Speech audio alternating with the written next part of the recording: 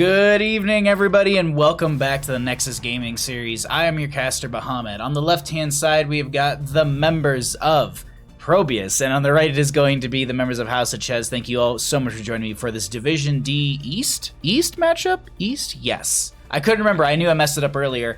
Hello, Miss Windup has already been here. Thank you for coming by. I appreciate that. As well as Laughing Underwater, Angus Lee, and BM. How you doing? Thanks for coming by, friends. I'm sure you're sitting at home and wondering how we got to Cursed Hollow, so let me go ahead and get that informative, very, very important thing done right here. I also saw that I have something running in the background that I need to close as well, and I'm missing the button. It's literally right in front of my face. There we go. The home team this evening... Oh, sorry. We're just going to close this Photoshop file really quickly. Oh, of course it's not.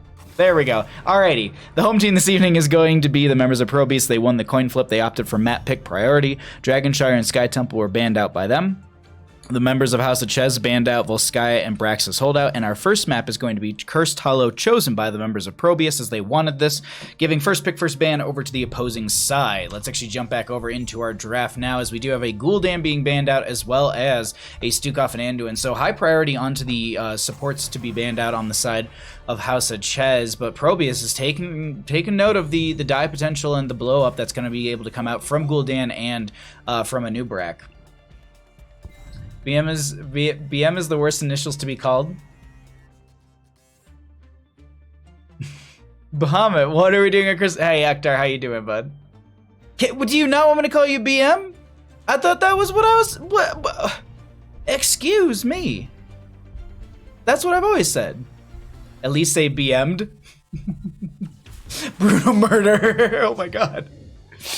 We have a Joanna on the right-hand side. Really good poke coming out from her from the blinds. You also have the Condemn as a great grouping tool. With that, you could pick up something like a Jaina here. That's great follow-up damage, and maybe even a Greymane if you want that. Or you can lean into your support a little bit more so here. Something like a Alexstrasza isn't horrible. Anna's still up and available. Tyranda's great as well. But they go for an Ariel Vala combo together. I like that. There's a battery for the Ariel, and they've already got a strong tank for the Vala to make sure they're not going to get picked on. But Diablo and Thrall is a lot of great setup right there on the left-hand side. BM bowel movement. No! Okay, BM is good. Okay. House of Chez with the classy bands. You know, I told House of Chez that I'm not a fan of them banning out Braxis Holdout, and they told me tough. BM is good. BM feels good. Ektar. Alright, we do have the Superiors being banned out. They don't want to deal with that in the solo lane. It would also be a lot more setup on top of the... It's a lot of CC to start out, and then you have the Vala with the Rain of Vengeance potential, and then she's also putting a lot of damage. On the opposing side, they do need support, so banning out like a Tyrande would have been my direction, but it's not actually something they're worried about. The reason I'm high priority onto this Tyrande right now is because of the fact that it's Cursed Hollow. Sentinel Vision is really, really impactful. The synergies you get with Diablo and Tyrande are really, really impactful. You have the Shadow Charge, so that's one stun. You have the Overpower, that's a second stun. And then you have the Lunar Flare follow-up. So it's 3 stuns in a row as someone's just kind of standing still while the friendly team is just diving and blowing up on them. This is something to consider in your own games. And so they're going to go with the Lili, a little bit safer. The blinds will be strong into the Vala, so they're going to mitigate some of that damage coming in. Kael'thas will be able to spread that Chain Bomb potentially around to the enemy members. These are the last 2 picks. We're a little bit behind on draft here. I do want to note that the Falsehood was banned out. They don't want to deal with the global value, the poke, as well as the gust that can be brought to that table. Varian is going to be coming in here, and I really hope this is going to be a Twin Blades Varian. We already have a main tank Joanna. This is at least will be a solo lane Varian, but Junkrat also can be in the solo lane as well. Last pick coming out from the members of ProBUs. They got this Diablo, Thrall, Kael'thas, Lili. Realistically, they're going to need a solo lane, something a little bit maybe in the frontline department. No, they're actually going to be going into, so that'll probably be the Thrall playing the solo lane, but that's a bit of range, I'm not going to lie. It's a bit of range, and for your Thrall to be your kind of your other tank when you're going into such a big frontline like Varian and Joanna, you're just having Diablo as the initiator, so you're really trying to get into that backline and pick some people off, but there's not a whole lot of follow-up dive with the Diablo. So there's some weaknesses in the side of ProBUs' draft. I gotta say, like, I really like the draft coming out from House of Chez. Like, I don't want to sound one-sided in any way, shape, or form. It's just, oh my god. Are you very proud of yourself, mister? I heard him biting into it, but he's usually pretty gentle with toys, and I can't believe that he's like absolutely destroying that little thing right there. He never really does that. I'm pretty proud of him, I'm not gonna lie. Yeah, I'm proud of you. You're a good boy. Food delivery is almost here. Oh, what did you get? What did you get? What did you get? Mariners, thanks for coming by. Thanks for hanging out, holding out for a hero. Bran Flakes, how you doing, friend? Thanks for coming by as well. Time to focus on the game. Have fun, people. Good luck in your game, Mariners. Seeing as how you are about to play into this. Okay, sorry, I'm just making sure I'm not missing important messages. We're good. We're great. We have got ourselves a game number 1. Let's go ahead and get on into this. I'm excited. On the left hand side, we're going to be having the members of ProBUs. We're going to be having Chaos Tank going to be on the Thrall. Hong Fu will be on the Li Li. Dragon's going to be on the Diablo. Aruba's going to be on the Hanzo. And we have Sage rounding out the team on the Spinning Kael'thas. On the right-hand side, we have got the members of House of Chez. Caribou is going to be on the Ariel. Mariners is going to be on the Junkrat. Flash will be on the Vala. Chesmix is the Varian who can't sit still right there. And then we have Death 1300s on the Joanna. Let's go ahead and get into our mid lane and check out our level 1 talents as well. See what we get here. Let's also go ahead and set up our vision for both these teams. We have a Caltrops Vala. That's a High King's Quest right there, stream. Chipotle. I know, no Taco Bell. That's okay. Food, I envy that it's Chipotle. Honestly, I need to turn down my background audio a little bit right there. I think that's a little too... There we go. That should be it. So let's go ahead and check out our solo lanes, or I guess our other lanes right now. We have Hanzo in this bottom lane, where we're going to be having Junkrat come down here as well. Look at Vala with this aggressive rotation coming in. Let's jump to the Hanzo vision right now. They can see that there's going to be the... And here's the dive in. Oh, the nice Detainment Strike into the wall as well. The Concussion Mine's not enough, and Aruba doesn't go down just yet, but that was a little bit of a risky spot. Moving on into our mid lane, it looks like we are going to be having Dragon and Sage dealing with death in mid. Diablo, fire stomping around. I think maybe just rotating down to help out the friendly team. And then our top lane. We are going to be seeing Thrall into Varian. So, you know, the beefy front line coming out from... Wow. The beefy front line coming out from House of Chez is really, really strong, but that's actually a really, really good example of what I really didn't go over at all, which is going to be the damage potential coming out from Thrall. They can hold their own in a frontline 1v1 situation, much like you're seeing right now. Varian, to note as well, is also about as impactful as one of these knights over here on these bruiser camps until they hit level 4. So some notes to go through as we are progressing through the levels. We do have some questing talents that... Oh, hold on, Sage. Sage did not go into the... I was going to say combustion, into the convection stacks, so we're not going to be having to worry about those upon death. They do have 4 out of the 20 stacks for the baseline for that mana addict right there to get the mana shield. Diablo sitting at 22 baseline stacks on that Soul Stone. 9 stacks out of the 30, if I'm not mistaken. 20 on the Echo's Elements. I was thinking of the other one, but Dragon taking a lot of damage from that Vala who's pushing in right there. We also do have the target practice for that Hanzo. Death goes over the wall, and there's a lot of minions right here. Can they make it through here? That's going to be the Iron Skin used, but Kael'thas comes in with a lot of damage. That's going to be the Joanna going down, so they managed to pick up a pick of their own here. And now we get into Tribute here in the bottom lane. Takedowns incoming. Diablo just hanging out. Diablo just jungling, you know. Getting camps. This is something actually to note really quickly. You want to be going for this camp right around the 1 minute mark.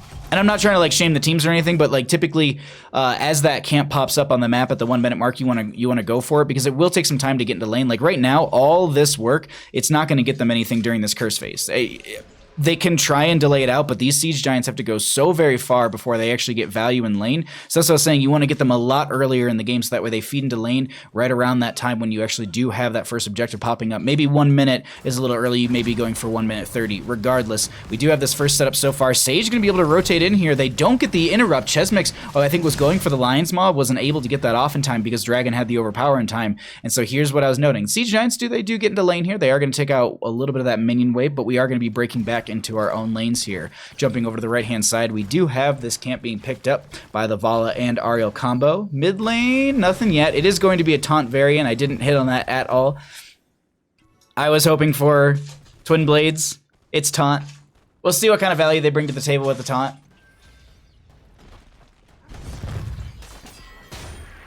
Just make sure he doesn't eat the fluff when it comes out. Oh no, he's like, he doesn't care about the fluff. Like, he rips it out and then he's got a different toy already. He doesn't care about that fluff at all. I was always worried about it when he was a puppy because that's what people told me too. And then like, it never mattered. I don't get it, but Detainment Strike into the wall right there. Follow-up taunt and the blow-up onto Thrall. Nice pick-off coming from Flash right there as they do get into the second tribute. Lily already here, but this might be a little early. Also, they might be showing. Let's actually jump over to the vision for the Joanna right now and see what they're seeing as Dragon is going to be coming out of that bush. Nice Detainment Strike into the wall once again, just to get that little bit of lockdown. Gravity Lapse coming out from Kael'thas as they are trying to retreat out of this. That's going to be a big old blow-up coming out. A lot of shots are going to be used here, but Dragon doesn't go down. The vault forward, actually, as Flash is going to be taking quite a bit of damage, and now they have Mariners going ahead and getting the channel. Junkrat's able to pick that up. It's going to be 1-1 in total for these cursed points as they do make their way out of there. Nice use of the concussion mine to also force back some of the members who might try and step forward right there. They go for the disengage, and it looks like we are going to be getting ourselves into kind of that early mid-game when teams are really trying to focus on picking up that 10. We do have another curse point coming up here. It won't be curse for any of the teams, but it will put them in that kind of advantage spot. High King's Quest into taunt, thinking. I agree, Ektar.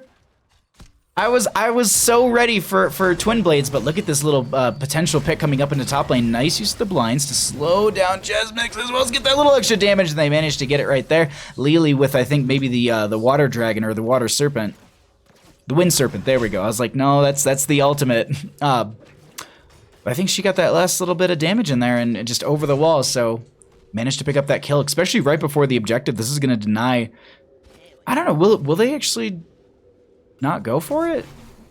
Bavarian just got back. They do have a little bit of poke. Mariners goes over the wall. Flash taking a whole lot of damage. They do need to separate here, and that's going to be Caribou rounding the corner just to get that extra heal to the friendly members. Managed to get that off to a couple right there as Sage is going for the channel. Everything is being thrown out, and Diablo is just putting their body right in the way. That's going to be a huge shadow charge into one of the walls. Caribou taking a lot of damage. Knockback coming out from her with that Detainment Strike, and look at Flash's health has just been going up and down and just living within this quarter HP or third HP area, but it isn't going to be 10s just yet for either team. 2-2 in kills. All of our structures are up, and I think there's just a wee bit of damage on some of the gates here and there. Yeah, actually, I would say more siege has gone over in favor for the members of House of Chez thus far, but 10 talent tiers can change this in any way, shape. That's good. My big boy eats the fluff, drywall, stucco, and dirty ankle socks. Jesus. Well, you need to feed your... You swallowed a whole corn cob once. Oh, God. You need to feed your dog, Ektar. No, I'm just kidding. I know you take care of your good pup. But it's 10s for both sides. Crystal Aegis. Pyroblast for the Kael'thas. No Phoenix for zoning. Joanna's still holding, but I can only assume it's Blessed Shield. I doubt we're going to get a falling sword here. Taunt comes out from the Varian. Dragon's in a bit of a rough spot. Apocalypse is used, but it was more or less a panic apocalypse. No real big follow-up after that. Kael'thas gets a bit of damage, but they might have stepped forward to their own demise, staggering out of death. Ooh, Gravity Lapse will slow them down a little bit, but Caribou's coming around. That's going to be the Riptide coming out as well. They're all trying to do their best to deny this, but Sage is so very low. They managed to get the kill as well. That's a great pickoff right before the subjective pops, and much like the opposing side got the kill onto Varian before the last objective, this is going to be the same thing on the opposing side. They give it over, and it's 1-1. We might see a boss rush coming out from, but yeah, I was about to say, we might see a boss rush coming out from one of these teams right now to try and throw some extra pressure on the map. They don't know where the next objective will be. They could potentially be counting them, but a lot of teams don't do that anymore due to the fact that it just tells you on the map. There we go. It's going to be in this bottom position. Both teams are going to go for boss, actually. He threw it up 3 weeks later, but otherwise it's fine. That bone set, or not bone, but that corn cob digested for 3 weeks. Jeez. Oh, to have a tummy ache for 3 weeks, I would know. I mean, I've had one my whole life, though. Boss is going to be picked up in top and bottom. Objective should be coming up in just a moment here. They are rotating across the map, but ooh, did they try and play the bush? Let's jump over their vision really quickly, see what they see. Gather tribute or face my curse. Diablo's sitting at how many stacks right now? 14 stacks, so definitely a weaker Lord of Terror right there. We're all finished on stacks. Hanzo working their way through stacks. Lily doesn't have anything, but let's actually see. Thrall's really far up there, and I don't know if the opposing side caught that. Let's jump to their vision right now as they're going to clear out this bottom lane boss. And they're showing, the members of the blue team, they know that they're going for this clear, so they have a little bit of a posture advantage, if you will. I guess that's what I'll call it. And so they're going to try and get this initial channel. That's going to be boss still pushing up in the top lane, more so in favor for the members of House of Chez. Concussion Mine goes out to zone. That's going to be a lot of damage onto the Thrall, who does go down. Huge Hanzo arrow right there, as they also do get the Rip Tire out from Junkrat, but not going to find much damage right there. A lot of damage is going to be going onto this Diablo, who's trying to fire stomp their way through that battle, but they don't live for long enough. Sage is the next one picked off, and it's a 3-for-none trade right there as boss continues to push up through top lane. And this is a great timing for them, because watch this. They'll get the curse. This will take a little bit of damage, and now it's locked down. This boss will get a huge amount of value because of the timing of all of this. This worked out so very well for the members of House of Chez. Now if they're going to be able to go ahead and just get some extra siege here, they're actually wrapping around. They want to try and push with boss, but that's going to be cleared out before they realistically get into the lane, or at least get set up for the push. No, I lied. That's going to be taunt coming out from the Thrall. I think they might have tried to pop the Earthquake. It actually didn't go for a 10-second cooldown. Chaos Tank is taking a lot of damage as they are going to be able to make it out. A little bit of poke damage coming out from that Chain Lightning, as Dragon is very low as well, throwing out some fire stomps here and there, but they're going to be able to live. They save their top lane keep for now. Bottom lane Fort is going to be getting barrage, and that's also going to be the mid lane going down to the minion wave. Nexus Forces, 2 OP, 14 souls, Lord of Frighten. I feel bad for the Thrall. Why do you say that, Bridge to Nowhere? Let's jump back to the talents really quickly, take a peek at those. We'll cycle through some of the other numbers in a minute. We'll look at the 13 talent tiers, and then we'll check out what the what some of the damage numbers and healing numbers have looked like. Have you destroyed all your toys yet, mister? He's very proud of himself. Like, he's put all of the destroyed toys right next to me, and he's just standing there wagging his tail. He's very proud of this. You're a good boy, Bandit. All right, let's see. Bruiser Camp should be picked up here on the right-hand side, and let's do his prompt. Ooh, hold on. Mounted archery. I don't see this very often, I feel. Alrighty, let's cycle through some of the other numbers. Get an idea of what those look like. We actually also do have Mortal Strike for the Varian. I think from what I glanced at, I think that's like, without the High King's Quest, that's usually what I play Varian-wise. I usually go for the Lion's Maw at level 1 just for that extra sustain. Diablo can't peel the taunting gauge. Lily doesn't have the burst heals to counter CC to deal with it either. He kind of just walked up and got stunned. Oh yeah. This is what I was talking about when we were going into the draft. Like, there's such a big front line. It's also really difficult to get into any of their weaker members so ProBUs is gonna have a difficult time trying to get into the back line of House of Chez, and it's because their main dive hero is going to be Diablo, so they're gonna have to play these points in a more controlled and more passive kind of whittling manner, where they have to just play this control composition, because Diablo can die, but there's no one else to go in with him. Like, Thrall might be able to win Fury and get that extra speed to walk in faster, but you still have Kael'thas and Lily from the backline. Hanzo with the arrow right there onto Joanna. This is the separation they need, but unfortunately they're targeting the Joanna, who's able just to pop Ironskin, walks away. They do have that concussion mine, throwing Chaos Tank over to the point over here, and they disengage. No one goes down. They still get their camp. That was more or less just an invade coming out from ProBUs that didn't get them the value they were looking for. So, I mean, and I'm not saying it's lost because they can't get in this backline. I think they just have to be a little bit more creative. He's got another toy. They have to be a little more creative with how they want to get into some of these backline members, whether they go for some sort of, party bush, or if they set up in a flank position, or they do a huge wraparound. But look at this. While they're saying, we see you in the bottom lane going for that fort, we're going to go ahead and take out your top lane keep. And that's a way bigger trade, because that's consistent catapult pressure versus periodic catapult pressure. Third wave catapults versus every lane catapults. Curse objective is up and available. They don't have the 16s on either side, but they're fairly close, and it seems like they don't want to give that over. Boss is going to be spawning here in the next 4 seconds, so they grab that, and that's going to be at least changing the momentum and allowing them to have a little bit of pacing of their own on this map. This could be the same call coming out from the right-hand team, but they're actually rotating down. Let's see what they go for. Let's show their vision really quickly. And they're coming through. We don't know how much health is on this boss still.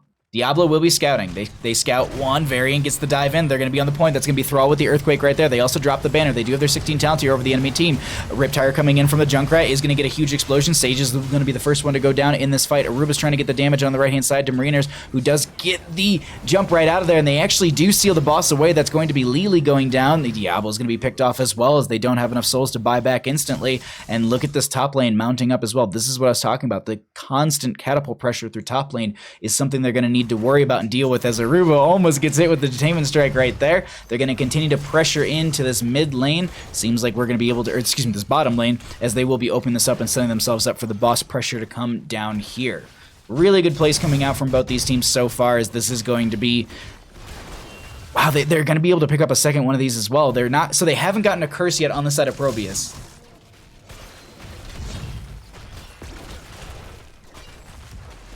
Did Lily pick up Cleanse? I do not believe so. Where are you, Lily? No, she didn't. Because didn't they give her own unique one? Doesn't have a different icon, or is it still the same Cleanse icon? I think it got a different icon.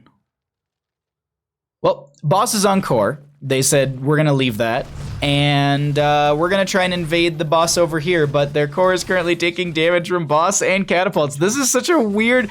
All right.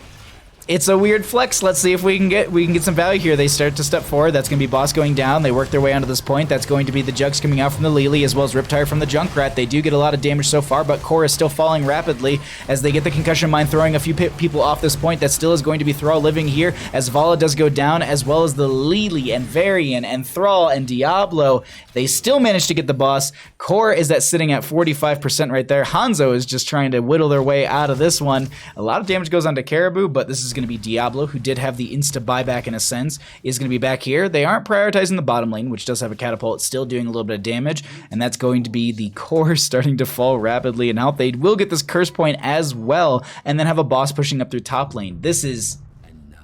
It's same icon, level 7. Okay, thank you. Thank you. I find it hard to see this defense happen, but you never know. I'm not going to rule it out. This is a really rough spot to be in, unfortunately. But added CDR functionality. Okay, thank you. But that will be game number 1, going over to the members of House of Chez. GG. Well played.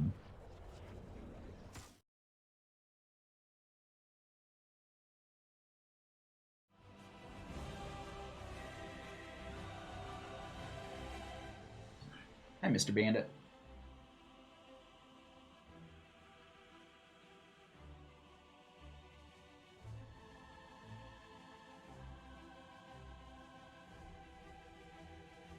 I think I bumped Bandit Cam when I was cleaning up all that fuzz. Let's show the talents really quick and let me find out what they want to do.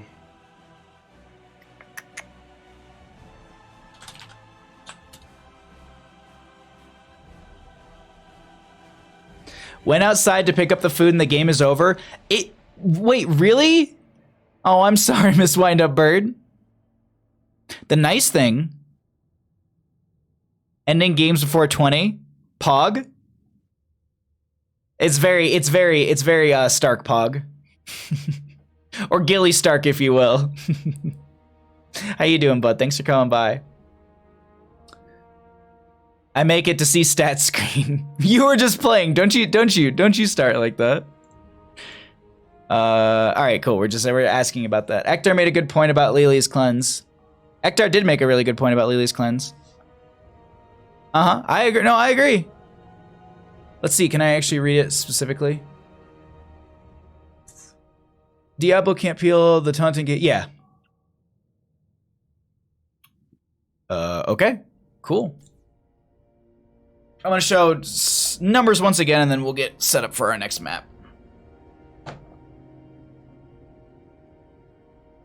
And don't forget, this isn't the only match we have this evening. We also do have a Division B West game at 7 p.m. PDT, so a lot of good games this evening, and this is a best of 3, so don't think we're going anywhere anytime soon. But let's go ahead and get all of our information fixed here, as House of Chez will be up 1 game, and we're going to find out what map they want in just 1 second.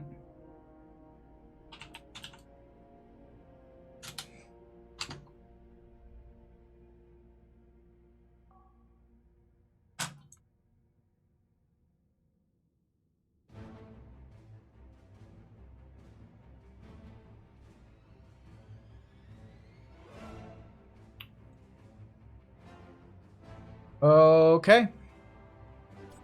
Let's go ahead and make a lobby. I think Lily has one of the best cleanses, to be honest.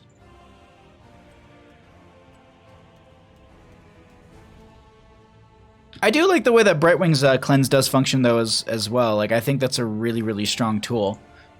To be able to do a team cleanse with a lot of, like, bursty compositions. Or not bursty. Well, I guess, like, dive burst compositions. Like, she gets a ton of value in that department because of how she can just press one button and the entire team is going to be able to walk away. Well, you'd hope. You'd hope that the entire team is able to walk away. All fine. That's all fine.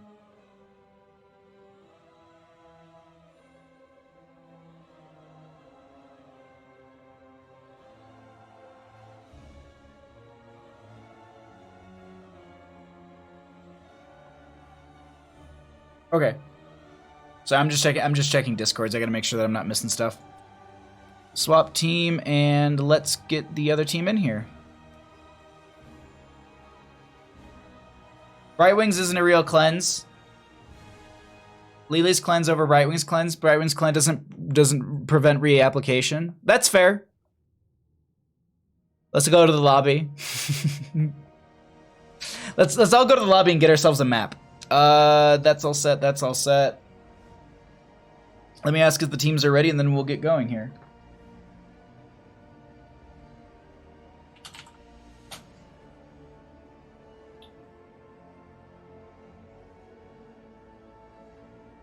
Yeah, okay, that's all set.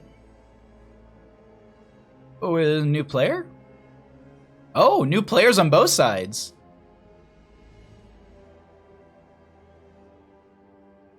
R for ready, R for ready.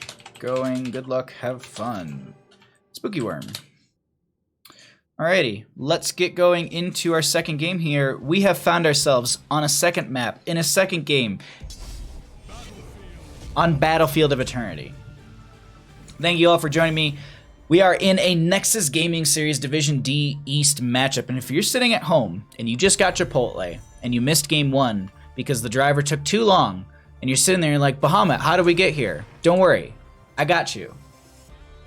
The home team this evening is going to be the members of ProBUs, as they have won the coin flip. They banned out Dragonshire and Sky Temple for game. Well, they banned out Sky Temple and Dragonshire. Volsky and Braxis Holdout were banned out by the members of House of Chez. Cursed Hollow was the first map chosen by ProBUs and lost by them. Battlefield of Eternity is going to be the second map chosen by them as well. I have marked Alterac Pass as our game. How do people even let me cast their games? I don't even know. This was banned. There we go. Right? Nope. It was nothing on it. We're missing all the draft right now, as I have no idea how to be a caster anymore. Let's actually get back into our draft. So Gul'dan and Joanna are going to be banned out here on the left-hand side. Stukov and Anduin once again. Same bans, but a Nuprak will be coming through for the members of House of Chez. But Bahamut, how do we get... That was oddly specific. Thanks. Now I can enjoy my burrito bowl and know why we're here. Oh my god, I'm envious of that burrito bowl, though. Seriously. Oh, that sounds so good. I had a really tiny dinner and a really tiny lunch and a really tiny breakfast. And so burrito bowl sounds delicious. All right, let's find our way into this draft. Imperious ETC on the left-hand side. Solo lane and main tank already going to be picked up by the members of ProBUs. They want to lock those in. That's what they feel are really strong for a map like this. A Nubrak will be their first pick. They could go for the Vala and the Ariel once again, but they're going to opt for the Lucio and the Li Ming. So they're going to have some poke damage, some resets, as well as they're taking that Li Ming away from the enemy team. A Li Ming into a Nubrak is often typically strong because the fact of Disintegrate is such a great tool to get rid of the cocoon that comes out from the Anubrak to quickly burn through that. The other nice thing now is since they took the Li Ming themselves, they can take Wave of Force and knock ETC out of that mosh pit if they do go into that level 10. This also is a great way for them to capitalize on the setup and the dive that Anubrak brings to the table. Anubrak dives in, Lucio's able to speed up the members and get them in and out of there, or get them that burst in healing. Li Ming's able to put damage in from the distance. They take out that variant once again. They don't want to deal with that in the solo lane or as that game does progress. It seemed like in the early game it wasn't too strong, but as the game did progress, it was really getting some value there. A Chromie gonna be banned out by the members of House of Chez. Or tortilla on the side. Oh. What if we, but what if we all we have are homemade BLTs? Homemade BLTs are delicious too. I had a peanut butter and jelly sandwich for lunch, so that's, yeah. Kizamar, thank you so much for the follow. Chrisamar. Thanks for, I'm glad you're enjoying all of this lunch and food conversation we've been having. No, thanks for coming by and dropping a follow. I hope you're enjoying the content. Raynor and Jaina will be picked up on the left-hand side. Really good synergies coming out from them on the side of ProBUs, and Lunara and Leoric will round out the draft on the right. Poison damage, some speed, a lot of mobility, as well as some setup with that Leoric. Strong solo lane into the Imperius. Both of them are going to have their own self-sustain, but once again, priority onto this Lily. They really, really want that Lily for the blinds as well as the jugs, I'm assuming. Yo, a homemade BLT sounds really good right now. Oh, that's even better than all the food that I've been eating. It's mostly been healthy. I picked up that Lost Viking gif. Or I picked up the Lost Viking. Good luck, have fun. You didn't, wait, what? Are you talking about Leoric?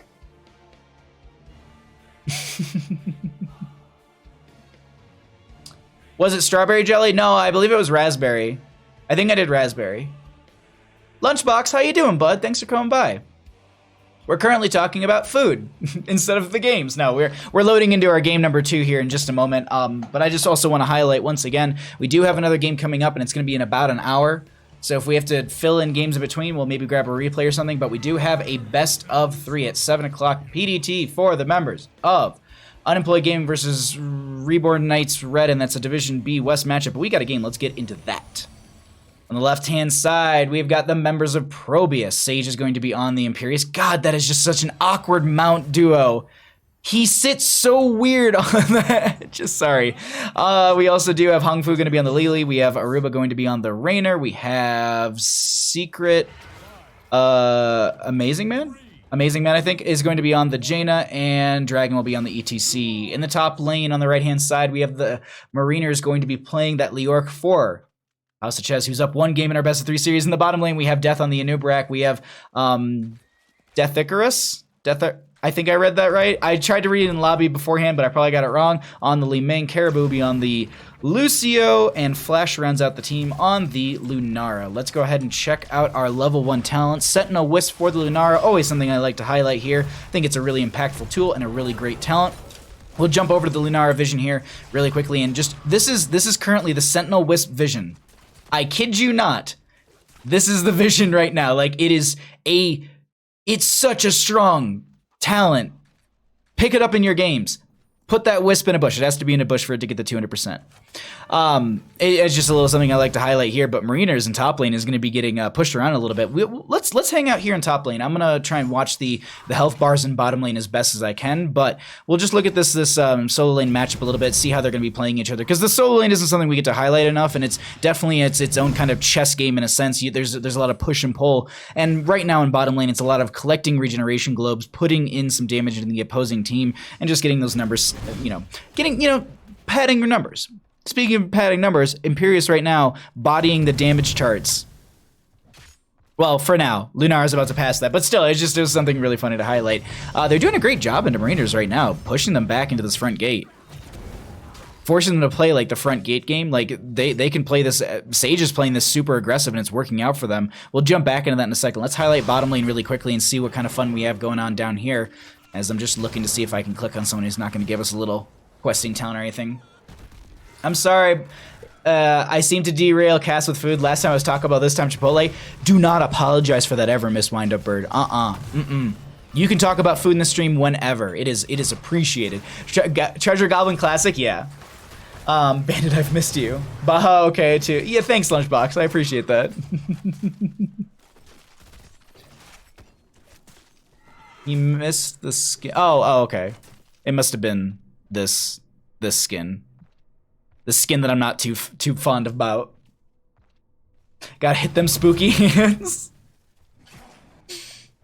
I need to make like a. There needs to be like Pepe spooky hands or something like a Leoric Hold on. Did Sage get this kill? No, they had some aggression stepping further forward. Let's actually talk about these bruiser camps really quickly, and they are going to be grabbing this, in my opinion, a little bit early on the left-hand side. You want to try and grab these a little bit later so they're getting into the lane as late as possible, so that way they get as much value during the immortal phase. I always hit on this, but it's just something that you can take into your own games.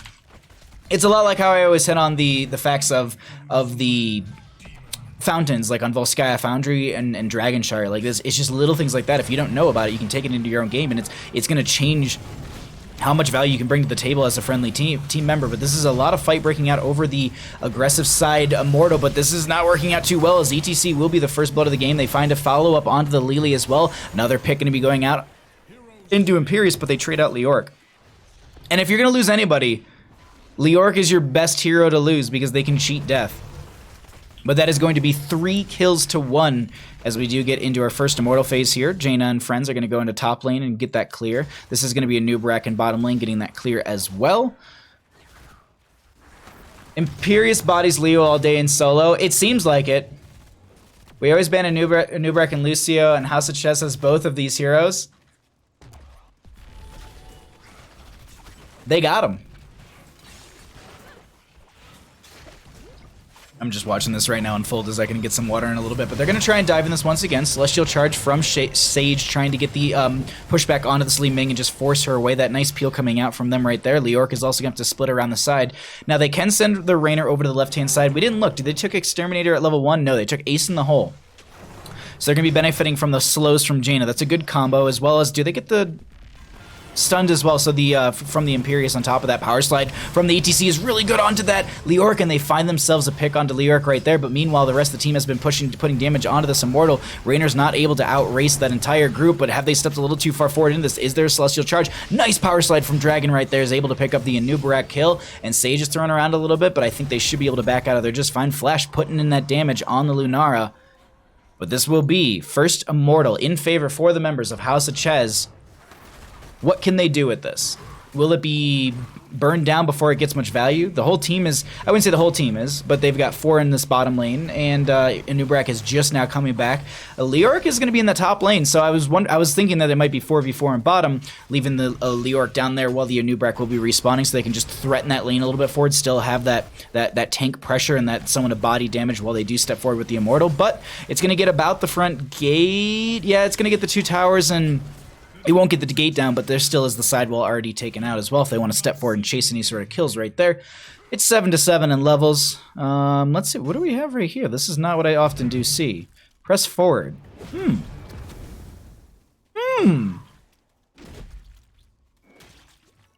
then Holy Fever. Or Fervor.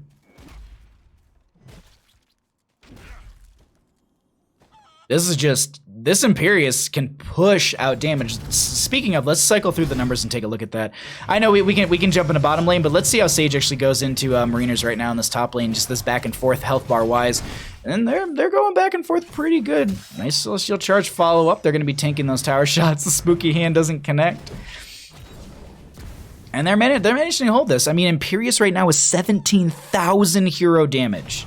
17,000. The closest on the friendly side is Jaina with nearing 10,000 heroic damage. This Imperius is, it definitely shows why it was banned out, I believe, in Gamer 1 against them. Was it not? I might be wrong on that. I might be wrong. But I feel like the members of House of Chez banned it out in the 3rd ban phase in game number 1. Either way, bottom lane will be held out back and forth. I was just about to be like, man, we should jump into top lane really quickly, as Sage will go ahead and mount up and disengage as they get the kill onto Leoric right there. Leoric has spent 61 seconds dead. Wow. They can cheat that number a little bit. That is quite a few deaths. 3 deaths this early. Yeah, 7 minutes into the game. That's a lot of deaths right there. But this is Leoric. They are going to be able to kind of respawn on the battlefield and still be aggressive. Sage, speaking of aggression, is just stepping forward onto them even with less health than the opposing side. But let's once again check out the Immortal phase, as no... actually, no, they did get their Shaman camp on the left-hand side. Hong Fu is taking a lot of damage. Can they get the fast feed out of here? Looks like they will be able to. That's going to be Secret. Amazing Man is going to be taking some decent damage from that Li Ming as well. They're taking way too much, as Caribou needs to back out. Will amp it up as well. Now Hyperion coming out from the Rainer. They do have the 10 talent here. Stage dive for the ETC, surprisingly enough. Not going to be going into the mosh pit as they do work their way through this Immortal, and that's going to be the first phase going over in favor for ProBUs. Trait value? Seriously. Weird thing that Ming can't take the second orb talent, but took the third. I think the dominance will offer some more sustainability within some of these team fights potentially, but that is going to be no wave of force necessary. That's going to be the Ring of Frost from the Jaina. Leaping Strikes coming out, and that's going to be Jaina going down. Sage going to be picked off as well. The members of House of Chez turning this around the moment they actually get into this. Rob, how you doing, friend? Thanks for coming by, and thank you so much for the tier 1 subscription. Thank you for all the support. I will resend your alert when we get out of this game, but 3 kills to none. And once again, they should be able to pick up another Immortal. Rainer in top lane just pushing out, making sure that experience doesn't fall too far behind. ETC in bottom lane continuing to do the same thing. But this is there's no halfway mark, so they can just go straight through the race on this one, and I do think they should be able to get this.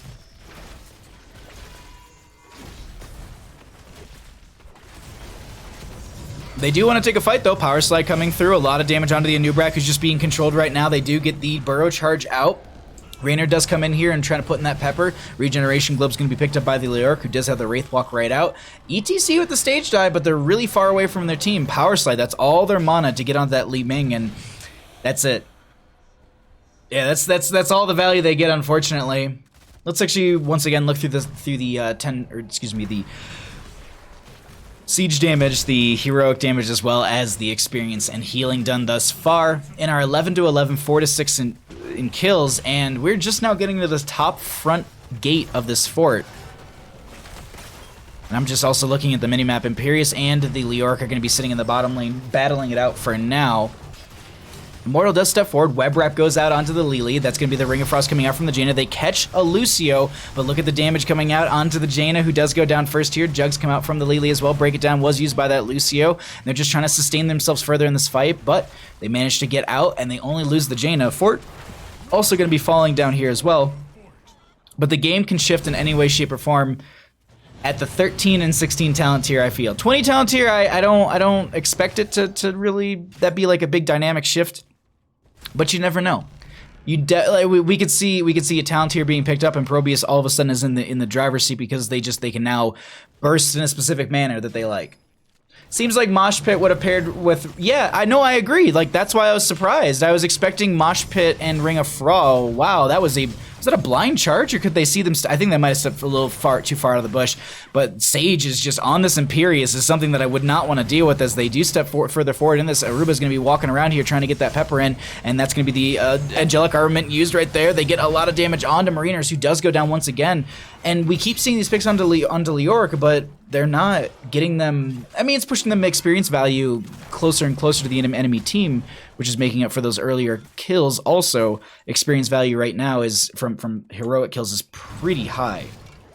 Yeah, we can see that. Look at the difference in heroic experience, and we're only 2 kills difference. Like right now, I think if they got a kill on the side of ProBUs, this would yield them more heroic damage. But either way, we do have a fight breaking out. That's gonna be the Ring of Frost coming out, and Tomb out as well from the Leoric as the stage dive comes through. Lucio, the first one to go down. I think they used Break It Down right at the start of that fight, and this is still going out in favor for the members of ProBUs as now they found a Leoric kill. Anubrak gonna try and dive in to slow them down from getting the kill onto Li Ming, but they might have killed themselves as Jaina does get the burst onto them. But Flash wants to step further forward. Sage might have a Celestial Charge for them, but that's a 3 for none trade. Ooh, you're sitting pretty on the side of ProBUs. They do have some pressure in the top lane they need to deal with. Imperius will be going over and dealing with that. But this burst through this Immortal phase should be easily in their favor. Now, I don't know if they will be getting the second phase for free, as in if they're going to be able to get that burn after that, because there's 8 seconds on the Anubrak. That's the only one left. Lunara and friends are already moving over to this top area to try and push down some of that health already, you can see. Solid engage from Anubrak, forcing Jaina to get hit with the Immortal stun. They go for the defense. This is on the aggressive side. This is exactly what they want on the side of ProBUs. Can Oh, hold on, power slide from Dragon. They're going to get a lot of damage on the Mariners. They're focusing this Leoric so very well. Flash gets Leaping Strikes over onto either side, but I don't know if that's getting them the value they're wanting right there, as that is going to be ETC with the stage dive up in 5 seconds, so they are going to be able to dive in that backline. Meanwhile, Aruba's pumping in that Pepper in the left-hand side of our screen. Sage is going to be trying to step forward, splitting up this team right now, and they manage to get this Immortal, but will they lose too many? That's going to be ETC and Imperius going down for all of that. Web wrap out onto the Lily, and can she make it out alive is the question I have. Nah. I don't even know where her body went. I see her staff, and that's about it. I think she. No, I don't know where Lily went. This is a really, really well-shielded Immortal for the members of ProBUs, but they don't really have any push power to go with it, so this will maybe get the 4. I really doubt it. Hey, Bahamut, I hope you're having a wonderful day in stream. Thank you, guys. I hope you are as well. Thanks for coming by, my friend. I hope you're having a wonderful day, as we do have our Immortal pushing top lane. Members are back, but they're not going to be able to step further forward into this lane or really do much about anything. Like, they can't make any sort of plays. Maybe they go for bottom lane fort? Let's look at some of the other numbers really quickly. We'll jump into the talents right around the 16 mark. I'm not sure how I feel about this. ETC does finish the proc rock. I believe that's going to be healing for the friendly members around him as well when he uses that guitar solo. And they know that they're down here. We got the vision for Sage. Yeah, they're backing off. Immortal phase should be popping up pretty soon. There's a really, I was gonna say there's a really low timer between them. This is going to be on the defensive side for both the teams. If you are wondering, so we can just really quickly highlight it here. If you look on the minimap, these two icons are going to change. It will always show, when we're in caster mode, or as an observer, it will always show the blue side as the priority, so that shield is going to be the defense. So they want to defend the blue side right there. Stage dive coming out right there onto Flash. That's going to be the Impale to slow them down, but they're moving further forward. Ring of Frost goes out, but they don't connect onto anybody. A lot of bursts going out onto Mariners, who's going to try and make their way out. Break It Down was used right there, but the Celestial Charge was good enough to slow them down. And Tomb goes out right before they go down, but there's not much they're able to do with that, as they are able to just kind of stand in the corner, get one Impale go onto them, and back right out. Top lane needs to be dealt with. That is something that they need to they need to throw someone up there to go and deal with, because once again, this will siege in and take down too much. Well, I think did they notice the Imperius leaving? They might have with Mariner's vision, so that's why they stepped forward, but it still is 16 to 16s. Baby went to sleep very easy today. I have cleaned the bathroom. I feel good. Nice. Wonderful. Those are the easy days. It's just like, you know what, my kid wants to sleep. Heck yeah. Would you come and clean mine too?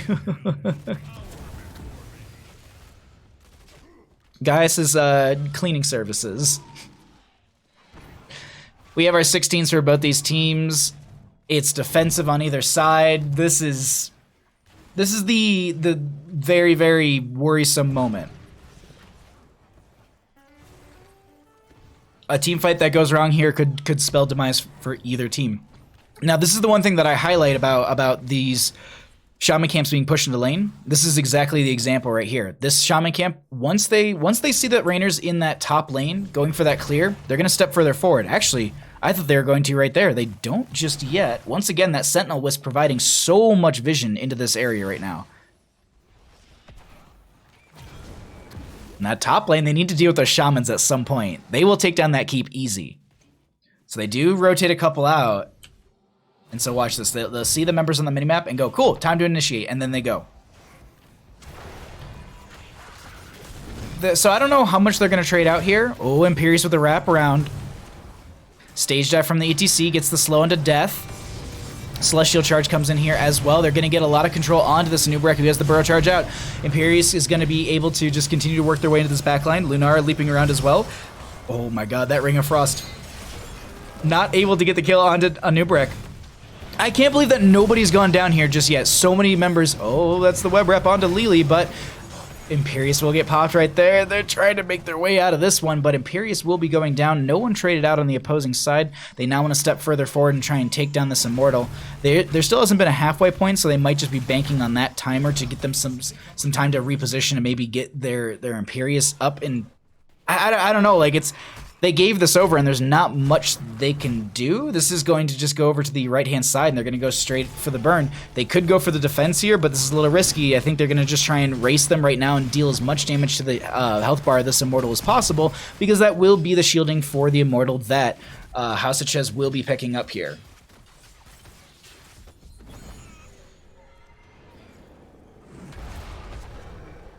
You hate to see it. Oof. Alrighty. I'm looking through our 16s here. Mithril Mace for the for that Leoric. Also going to be going into the Spectral Leech. Okay. Alrighty. Well, we have our bottom lane push coming in. Sage is going to be in that top lane on the Imperius, who's currently just clearing that out, making sure it doesn't amount to too much, but they're going to be needed down in this bottom lane fairly soon, and you can actually see the wraparound coming out from the Imperius right now. They're going to be coming down here, but that is also going to be that Sentinel Wisp providing the vision once again. You can see it right now over the wall. They know who's down here. They know who's rotated in. That's going to be see, if you had a mosh pit right there, there would have been so many members getting picked off, but that is going to be the Ring of Frost connecting onto 2. Hyperion comes out from the Rainer as well. There was an Entomb from that Leoric into the backline. Webrap did go out onto the Lily, but they lose the Lucio as well as that Leoric. Now they're looking their way onto death. The knockback might have actually knocked them out of the Celestial Charge potential, but Jane is continually adding these slows, and Nubrak tries to sidestep that, but they don't manage to, and they pick up 3 kills. Meanwhile, Rainer's like, guys, I'll go ahead and just take care of this gigantic demon. I got it. No, they'll be fine right there. They will be losing their keep, but they can try and answer back in maybe bottom lane. I'm not sure. None of the lanes are pushed out for them. They don't really have a lot of momentum in their favor outside the couple kills they just got. They could go for the top lane fort. Wisp is going out from that Lunar, and they're just going to try and steal this away really quickly. Bottom lane will be picked up as well. Throw that damage in, and ProBUs. They're trying to push this further, and they're trying to push us to game 3. And with the momentum and the rate they're going, I think that's a possibility. I think they could take House of Chez to game 3 right here. My brother saw White Zombie. I've seen Ozzy with Sabbath. Such a fun show. I got to see, ooh, Imperius. Yikes, my dog. That's a staggered out death. You do not want this late into the game. That's a rough spot to be in.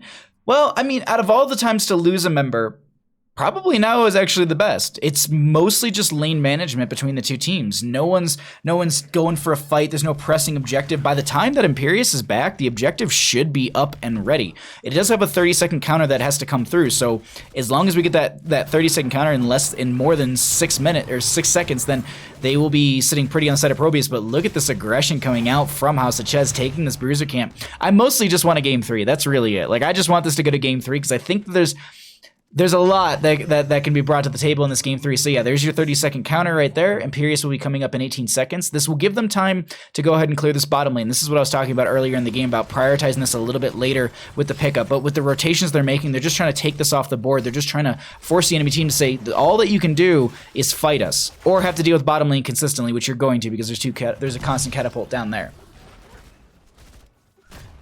Oh, I saw Black Sabbath with Dio. Good show as well. Oh, oof. The Jimmy impression?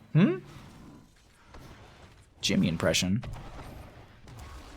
20 to 20 in our levels. What do we have for... Ooh, do we have Death... Is that Death Mosh? Yeah. I really love this. What did Lily take at 20? Mistweaver. They did take Ektar's note from game 1. They did take Let's Go. We do have the intensifying toxin for Flash right there. And rewind for the Anubrak. Oh my god, rewind on Anubrak is just so annoying. That's the Buried Alive for that Leoric as well, which will be applying a silence. That's like I love Buried Alive.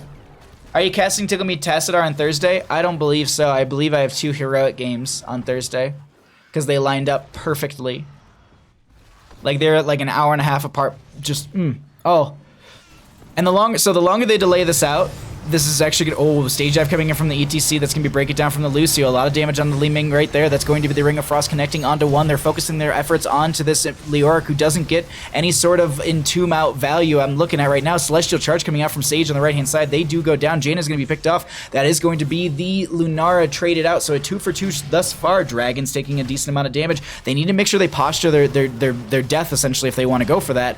Right around a lot of groupings of these members, but that's going to be so much control going on to Hogfu, who's trying to do their best to stay alive. Right now, that's going to be Catapult sitting on the core on the left-hand side of our screen. Hongfu is going to be trying to make their way out. They managed to do so. Raynor trying to apply that pepper.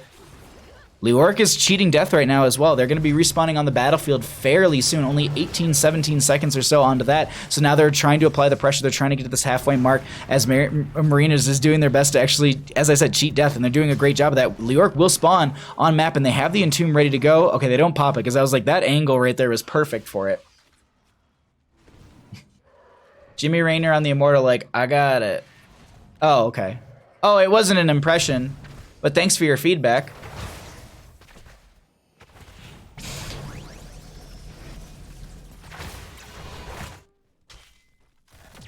Let's actually look at some of our numbers really quickly.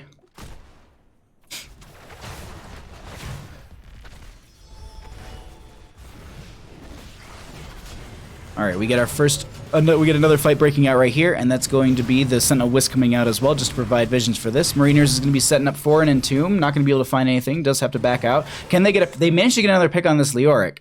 9 kills on Leoric this game. Imperius put up 6 deaths as well. 21 to 21 on our levels.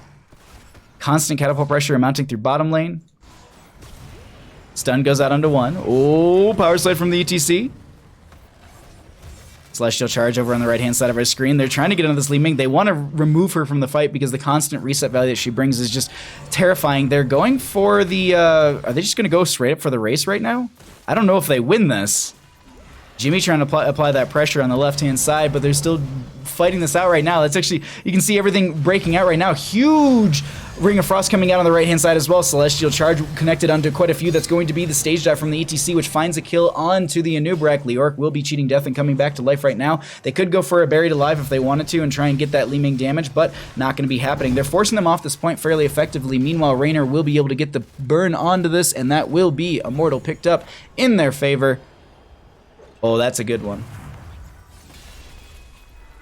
Our glory radiates through this land.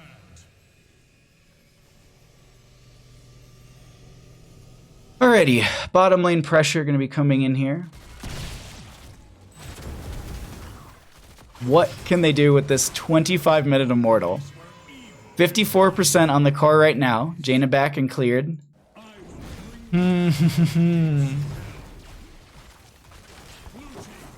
Ektar, I think it's possible. I think ProBUs might be giving us a game 3 here. Core damage from catapults, yeah. It's a little monkish shake right now, but that's hold on. Hyperion coming out for the siege value as they step further forward into the Sage. Going to be going in onto the right-hand side onto Flash, trying to apply the damage. Will you using that Angelic Armament to try and get that last little bit of a snipe? Web Wrap did go out onto it as they still have the swords around it, so it doesn't end right there. They throw the swords out raw, just trying to find someone right at the end of that spike, maybe getting that burst onto them, but now they step further forward.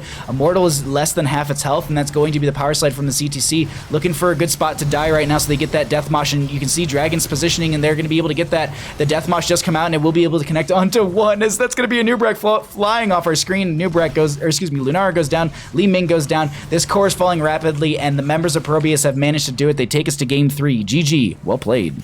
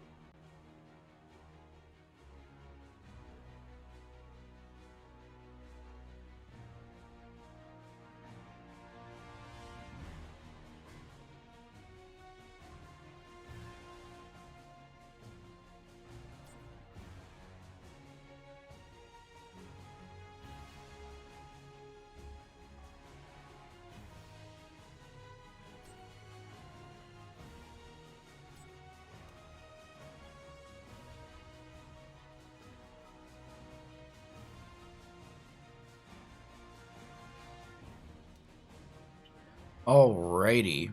We'll get ourselves a map here in just a second. Let's go ahead and update our stuff in the background as well.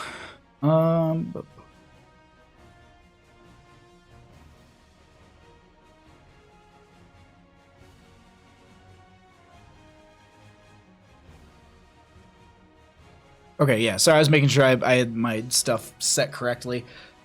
They're doing consulting. Yo, Blonde Duchess, thank you so much for the subscription. Thank you so much for the 3 months of support, my friend. Subscribe. Thank you. I hope you're having a wonderful day. Also, Rob Christie, thank you so much for the subscription as well during that game. I very much appreciate all your support. Thank you so much, everybody, for coming by, for pushing for partner.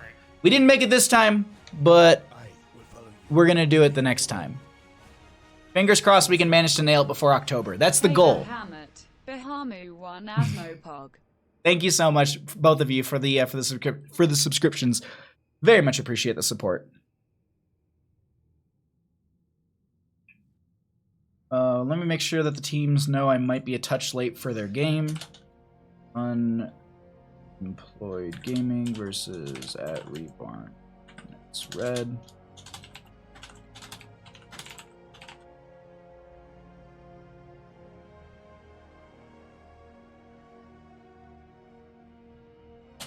Okay. We just found out they wanted first pick.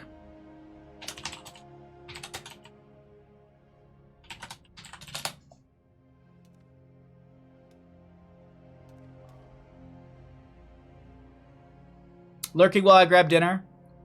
Hope it's been a great night. It has been. We started out with one, yeah, we're going to game 3. Oh.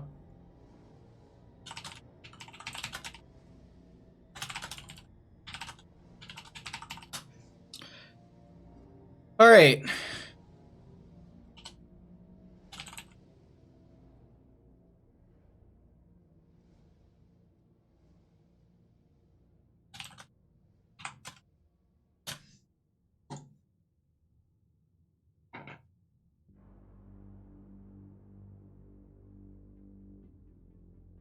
All right, we're waiting to find out what map it is. Gotta get going. Teams. Teams.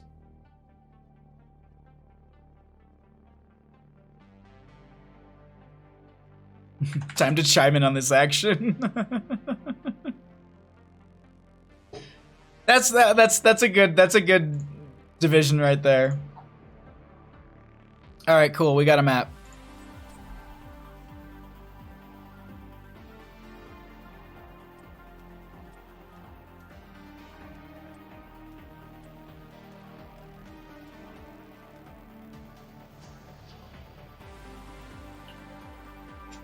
Whew. A band of bud.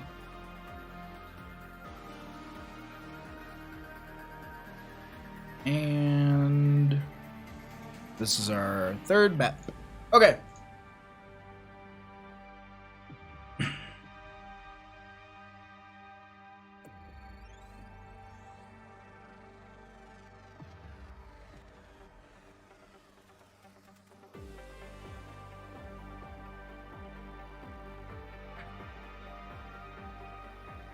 Okay, we're all good.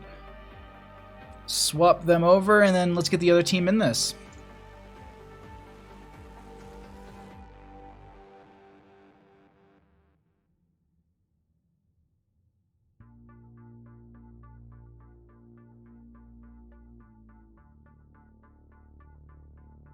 Okay. Alrighty.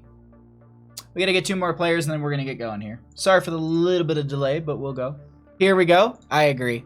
I'm ready to find out who's gonna win this game 3. Because it's game 3 on a very good map.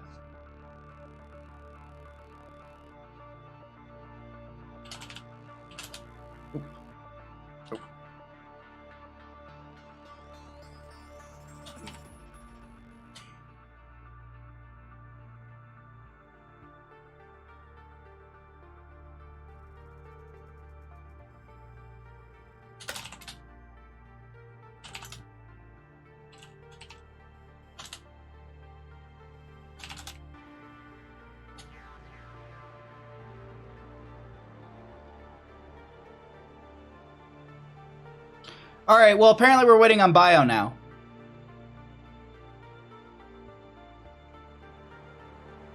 All right, cool. Sorry, Division B West teams, unemployed versus unemployed game versus Reborn Knights Black. We are waiting.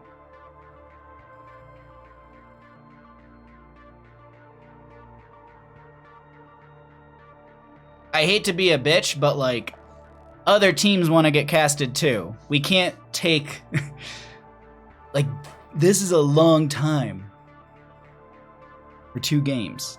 I apologize for sounding like a bit of a stinker, but I want more games and I want them now. We got a lobby full of people. We literally had a consultation for the last 7 minutes of what map to, whether they want to first pick or map pick. We can go. We can go. We have everybody here. I just want games. That's really about it.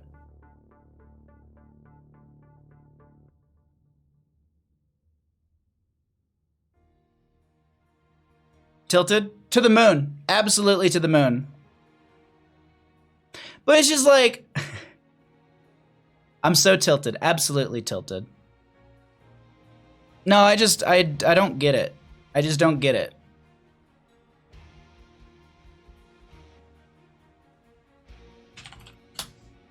All right, we're going.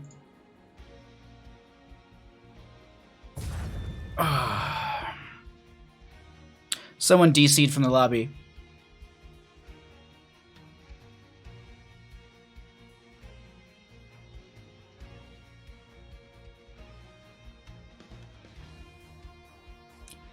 But Bahama, how did we get to waiting for game 3?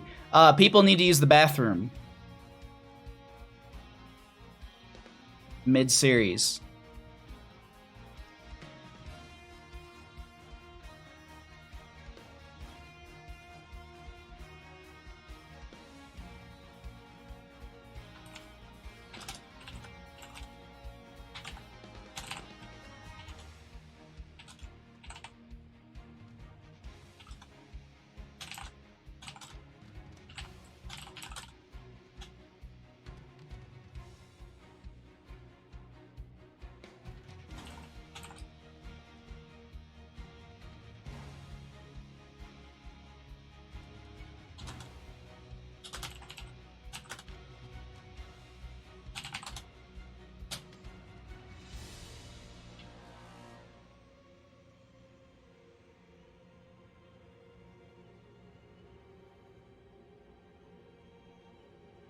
Apparently the router crashed as we were loading in.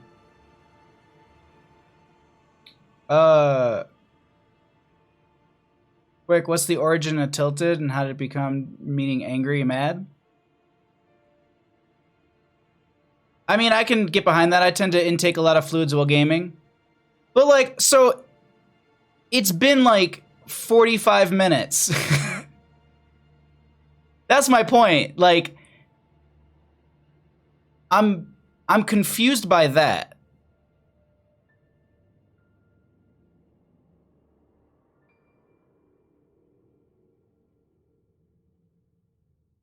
Well, I told the next team that if they need to go, they can go. I'm not gonna force them to not play, you know?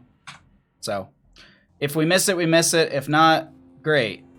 But right now, we're waiting on someone to get back into the game whose router crashed? That's a new one for me.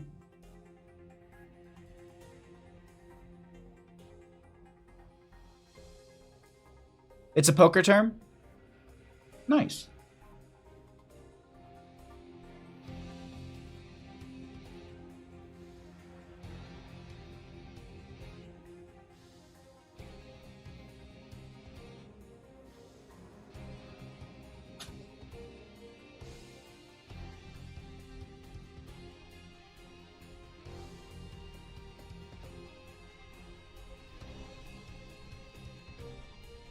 Yeah, their judgment was... Yeah.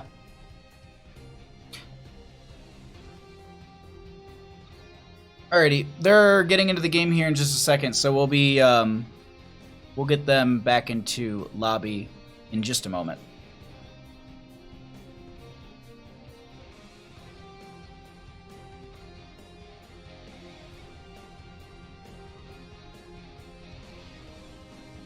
The more you know.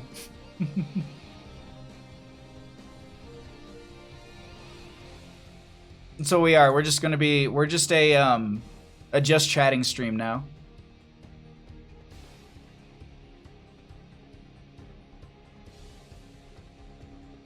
Sorry, someone sent me a draft thing, or I'm seeing a draft thing. I'm like, wait, what? Really? Yo, not insane. How you doing, bud? Thanks for coming by. Bandit with some top tier analysis. How's it doing, Kaimo Tripson? Thanks for coming by. I would join Bandit's team, to be honest. Unfortunately, he's a solo. He's solo lane always. Literal Hot's God.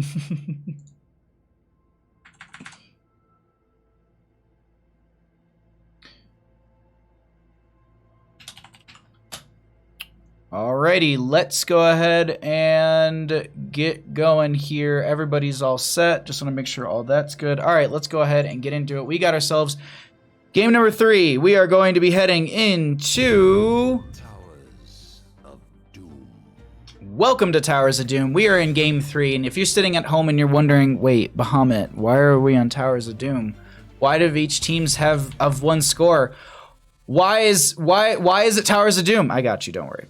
On the home team, on the side of the home team, it's going to be ProBUs. Well, that was backwards. They're the ones who won the coin flip. They opted for map pick priority. They banned out Dragonshire and Sky Temple. Well, Sky and Braxis Holdout were banned out by the members of House of Chez.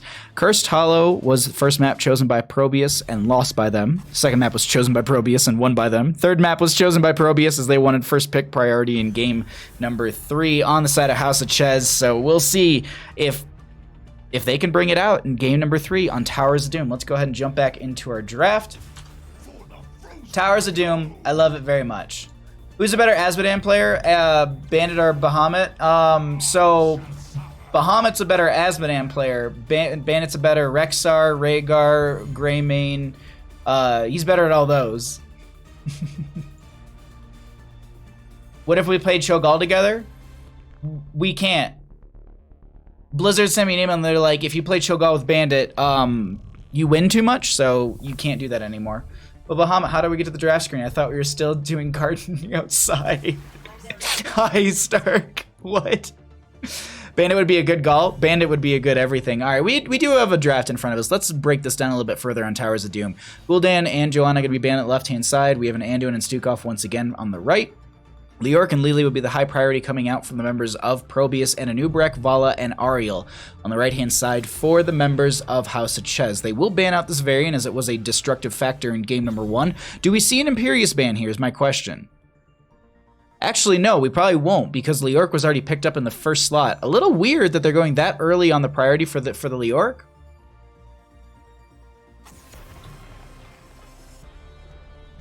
Ripped banned? Oh, yeah, very banned.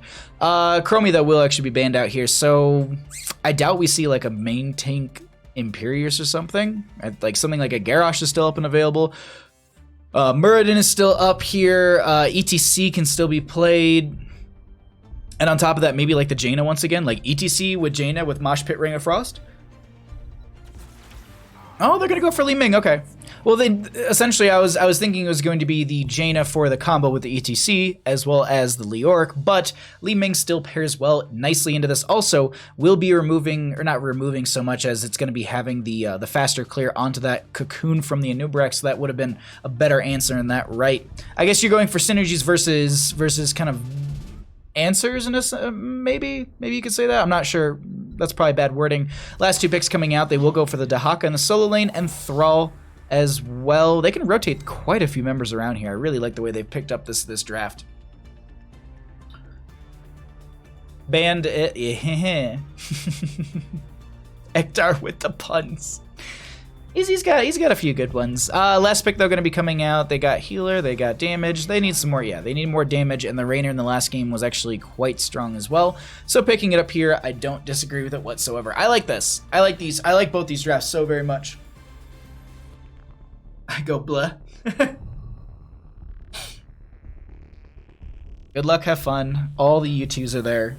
I'm pumped for this. I'm excited. It's going to be a very good game number 3 on Towers of Doom.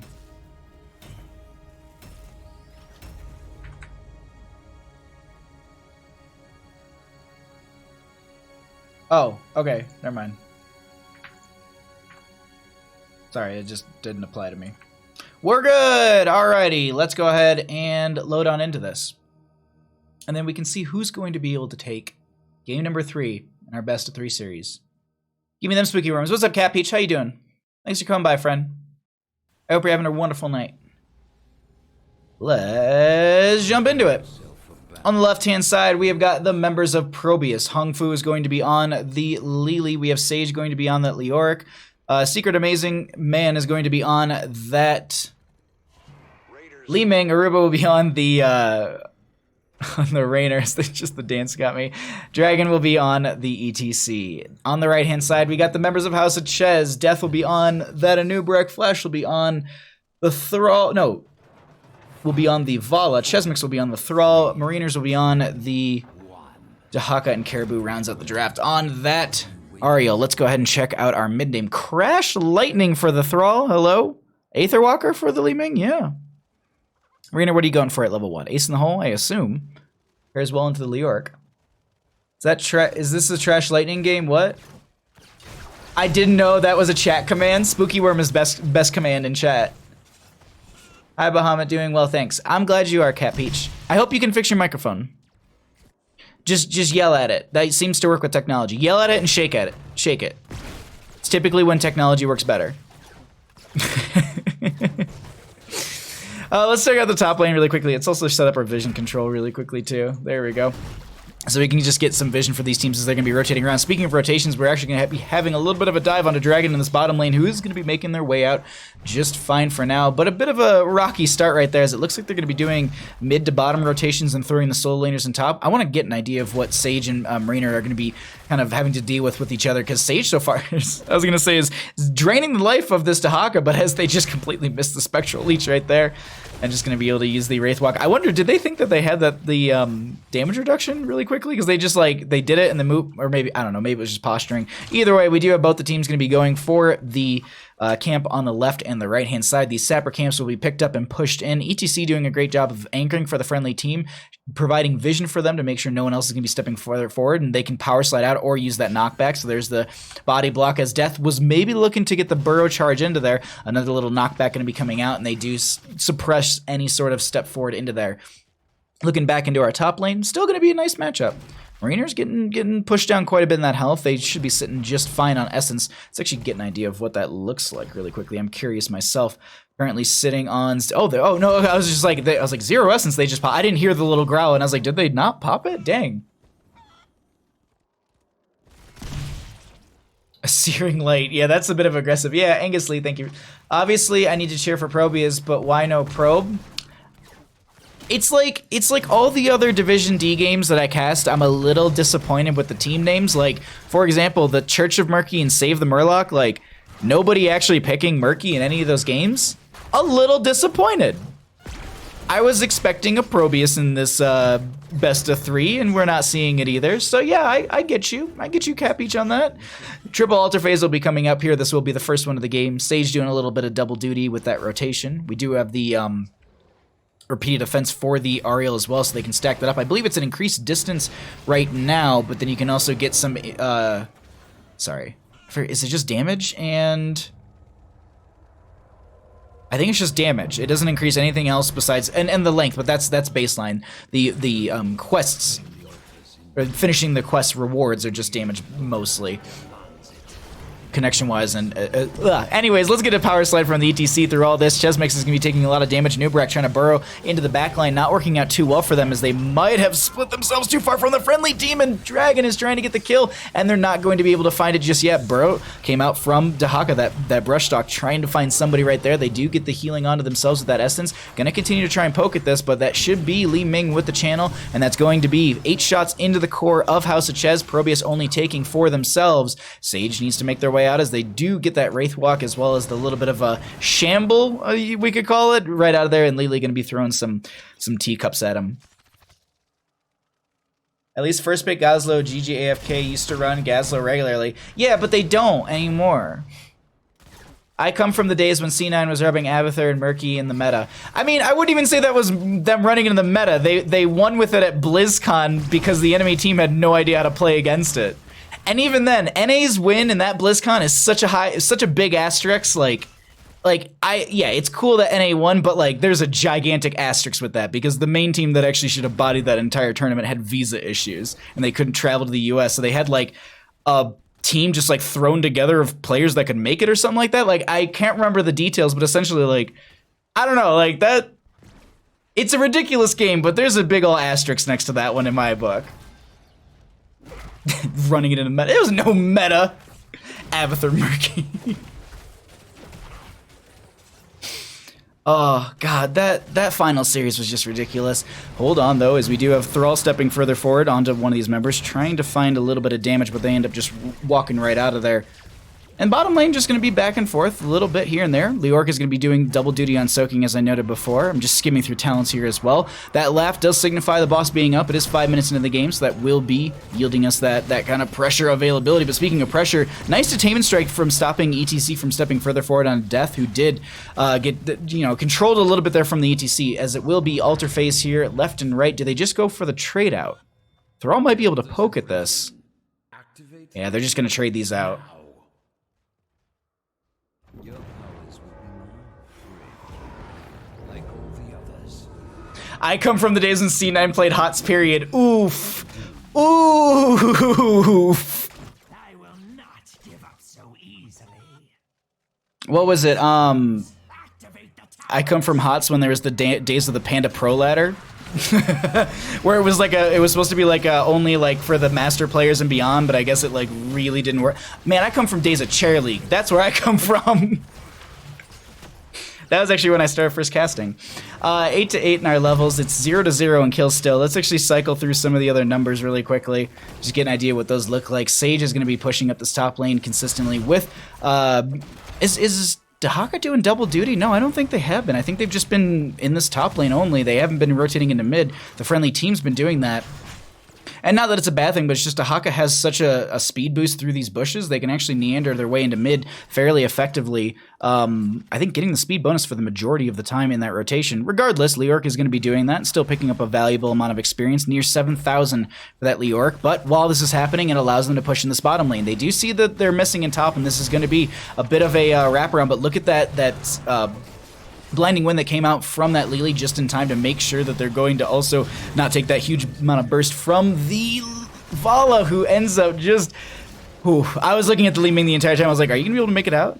Caribou going to be down here as well. Single altar phase. Dahaka is down here as well. Those are good times, yeah. Oh, hold on. The school bell is rung as that is going to be the Entomb coming out. Oh my, the damage on to the Anubrak. Li Ming did get the web wrap thrown onto them, so they didn't have that damage right there. ETC is going to go down. First blood of the game will be coming out, as we do have 10s for both these teams. I didn't see any of them that were picked up. Sundering for the Thrall. Looks like Anubrak went for the web wrap. Isolation for that Dahaka. Chryslegus on the Ariel, and Vala has, looks like Rain of Vengeance. And then ATC has that Mosh. We have a Wave of Force. Surprised that they're going into Wave of Force against the Anubarak right now.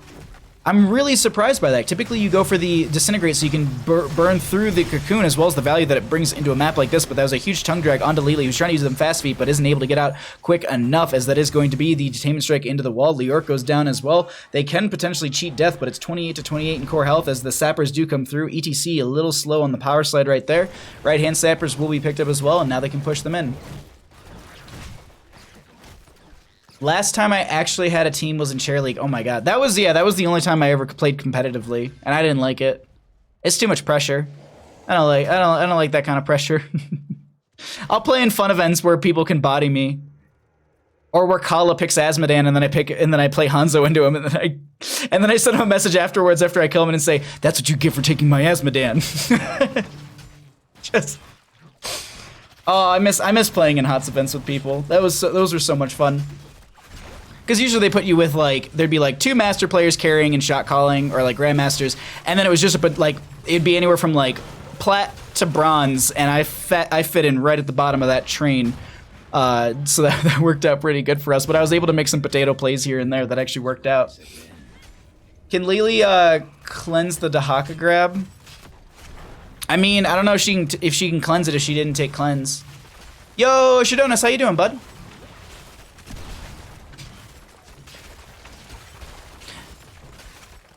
Bottom lane fort goes down. Top lane fort does go down as well. They have this entomb, which I think was more or less just to kind of zone them maybe and stop them from. I don't know. It's a raw entomb that was thrown out. I think it's like 50 seconds for that cooldown overall, so it's not the longest in the world. Lily will be able to channel bottom. These are going to be traded out, so it's still going to be 4-4 in shots total. Web rep goes on to the Li Ming right there, who's going to be just getting cleared out by the Rainer, applying that pepper. That's going to be the Anubarak Burrow charging forward. Thrall is going to go ahead and find two with the Feral Wolf right there, as they do get that Tamer Strike into the wall into Sage, and they've split them up quite effectively. Lily didn't go for the full channel on bottom for some reason. She didn't finish that out as the Sundering does come out. Jugs were out as well. ETC, first one to go down, followed by the Li Ming. That's a huge pickup for the members of House of Chez, because that means they can get 8 shots in, and that will take the enemy core down to 20 health total. Wow. Let the assault begin. Destroy the Raven. 8 shots go in, and I think they should be able to get the conversion onto this. Yeah, they'll have a wave right there, as well as the Anubarak's already anchoring it. And they did go for the Burning Rage.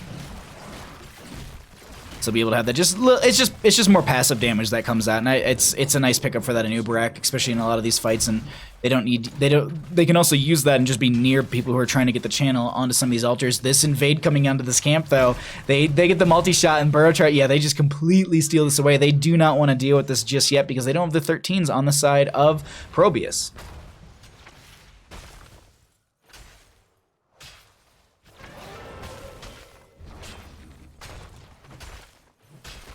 And we get the clear into the top lane fort, but bottom lane now goes over, and this is something we actually haven't highlighted at all during this entire game, is going to be the value that it comes through bottom lane and the control that you can bring to the table. So first off, sappers. You have 2 sapper camps that you can feed into this bottom lane, and if you're controlling the bottom bell tower, they'll go through into the death zone, get killed here, and then jump over and go to the enemy core. So 1, having this down is going to allow you to do that. 2 is the fact that if you have a bottom bell tower phase coming up much like this one, the only way for the enemy team to rotate in is going to be a global or some sort of Medivh portal, but they don't have any of those. They're going to be having to rotate straight through this top middle portion, and so that allows the enemy team, or I guess the friendly team at that point for House of Chez, to know exactly where they're coming through. Huge tongue drag from the Dahaka right there is able to get the kill onto Li Ming, and they do have 1 sapper camp stepping forward that is going to be the Hyperion coming out. Should end just as the sappers do approach it right there. We'll get a little bit of damage onto that fort as well. They are going to be splitting themselves off. They want to try and maximize their damage potential right now. If they can get all 3 of these, that's 15 core damage to the enemy side. Looks like they're only going to get... Oh, they don't get it in time, so it's only going to be 4 shots going over. Leoric and Dahaka are still going to be battling it out over here on the left-hand side. Ariel and I think Vala went out to the right, so they're going to be able to get the channel onto this one. Vala now saying, I'm going to go help my friend over here, as Death is going to go for the initial channel. Still going to get a lot of value here. That's still going to be 12 shots potentially going in, and Tubin comes out. Sage the first one to go down. The Sundering came out from the throw right there as ETC gets picked off as well. No mosh pit on the table as Flash goes for the channel. They should be able to back out and go for boss with the 2 kills that they just had. No boss control on the enemy side as well. This is going to be a total of 16 shots going into the enemy core during this entire phase.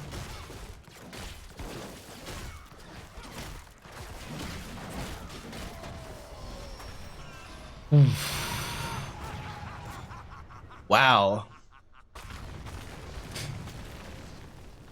This is a rough spot to be in. Now there's no major game-ending threat just yet, except for just this one altar phase. Single altar phase coming up. So what they're trying to do is they're saying, you know what? If they have 4 shots, they'll end us. If they only have 3, they can't. And in the top, they're like, well, if we have only 3 shots, we can't, so let's just do exactly the opposite. And so we're going to control top lane. We're also going to get a sapper camp, which will put us even further, into just the potential for, I guess, checkmate area is what we'll call it. Sage gonna, that might have been a bit of a mistake to Wraith walk forward like that. The Dahaka gets the tongue drag, and that's going to be 1, 2, 3. 3 of the sappers go over, and that's 1 core health right now on the side of ProBUs. Dahaka already in position for this next bell tower. Hasn't been announced just yet. When's the next camp up here? 2:30? Oh, so 2 minutes at this point.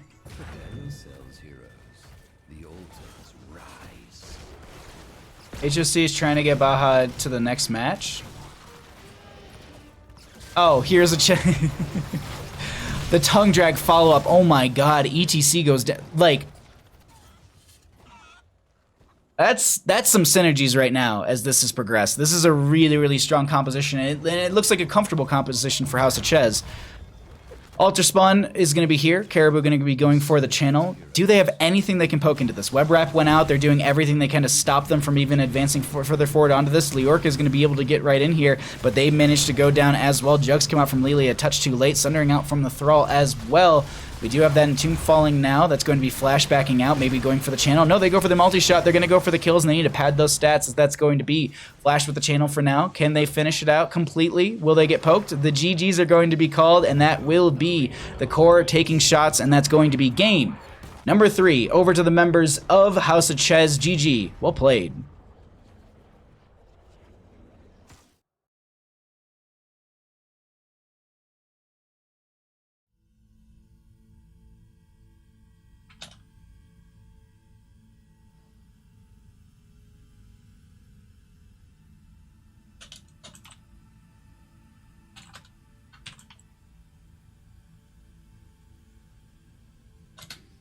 All right, we're going to show stats and stuff. I'm messaging the teams for the next match to find out if they want to meet up for coin flip. So we are getting there.